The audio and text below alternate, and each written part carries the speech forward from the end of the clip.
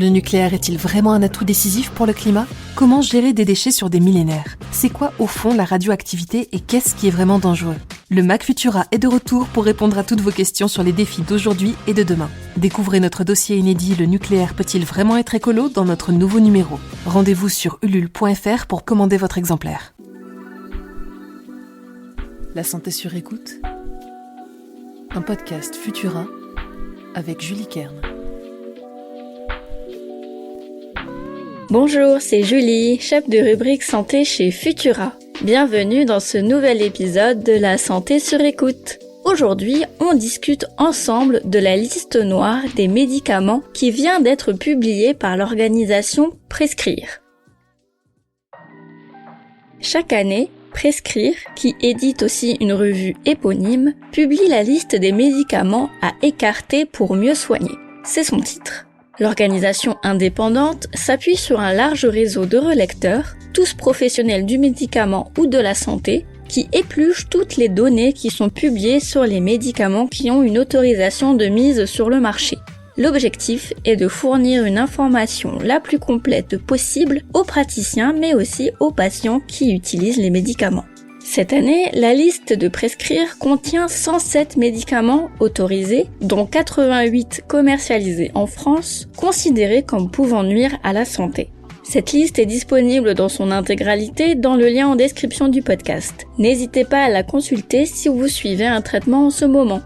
Suivant quels critères cette liste est-elle établie ? Il y a plusieurs cas de figure. Un médicament ancien, pour lequel on a une alternative plus récente et sûre, peut se retrouver sur la liste, tout comme un médicament récent, mais qui n'apporte pas plus de bénéfices qu'un médicament ancien. Les médicaments qui n'ont pas d'effet thérapeutique au-delà de l'effet placebo et qui exposent à des effets secondaires importants sont aussi sur la liste, ainsi que les médicaments efficaces, mais dont les effets secondaires sont trop dangereux.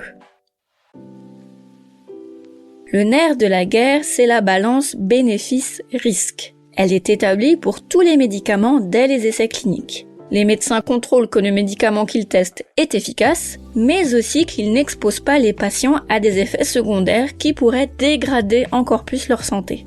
Prenons un exemple un peu caricatural. Un médicament qui guérit le cancer du sein au prix de seulement quelques maux de ventre a une balance bénéfice-risque favorable. En revanche, un médicament qui soulage les maux de tête, mais qui provoque une hémorragie interne, a une balance bénéfice-risque défavorable. Dans la réalité, bien sûr, elle est beaucoup plus difficile à établir. La balance bénéfice-risque peut changer en fonction de l'âge, du sexe, de la présence d'autres maladies ou de la dose prescrite. C'est pour cela que Prescrire actualise tous les ans la liste. Comme je ne peux pas vous citer les 107 médicaments présents sur la liste noire, je vous propose de voir quels sont les 3 médicaments qui ont intégré la liste cette année. Commençons par les protéines d'arachide. Ces dernières sont utilisées à l'hôpital pour désensibiliser les personnes allergiques et réaliser des tests. Si les protéines d'arachide sont sûres et efficaces à l'hôpital, elles exposent les allergiques à des réactions graves, nécessitant de l'adrénaline quand ils les utilisent à la maison au quotidien. C'est pour cela que les protéines d'arachide intègrent la liste cette année. Le Roxadustat, connu sous le nom de Evrenzo dans les pharmacies, n'est pas plus efficace que les médicaments précédents de la même famille pour soigner l'anémie. De plus, il induit plus d'effets secondaires et augmente même la mortalité chez certains patients. Son utilisation est donc déconseillée. Enfin, les teintures d'opium, une soupe de plusieurs ingrédients extraits du pavot, n'a pas d'effet thérapeutique au-delà de l'effet placebo pour soigner les diarrhées sévères. L'imodium, lui aussi dérivé de l'opium, reste une valeur sûre. J'aimerais aussi attirer votre attention sur un médicament que vous avez peut-être déjà utilisé cet hiver alors que vous aviez un petit rhume ou un peu mal à la gorge, le Maxilase. Sachez que ce médicament fait aussi partie de cette liste. Alors il n'a pas l'air dangereux de prime abord, mais son principe actif, l'alpha-amylase, n'a aucune efficacité prouvée contre les maux de gorge. De plus, elle peut provoquer de graves réactions allergiques et des réactions cutanées de type prurite, urticaire ou rash au niveau de la bouche. Le Maxilase n'a pas intégré la liste cette année, mais comme c'est un médicament plutôt courant, je voulais le mentionner. La liste de Prescrire est publiée à titre indicatif. Si vous voyez un médicament que vous prenez dans celle-ci, ne prenez pas l'initiative seule d'arrêter votre traitement. Discutez-en avec votre médecin, il est le seul à pouvoir prendre la bonne décision pour garder votre santé sur écoute.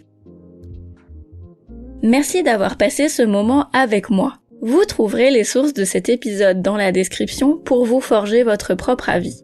N'oubliez pas que les informations partagées pendant cette capsule audio ne se substituent pas à un diagnostic médical émis par un médecin. Si vous avez le moindre doute concernant votre santé, n'hésitez pas à consulter un professionnel. Pour nous soutenir et améliorer notre visibilité, abonnez-vous et partagez ce podcast autour de vous. On se retrouve la semaine prochaine pour un nouvel épisode de La Santé sur écoute. À très vite!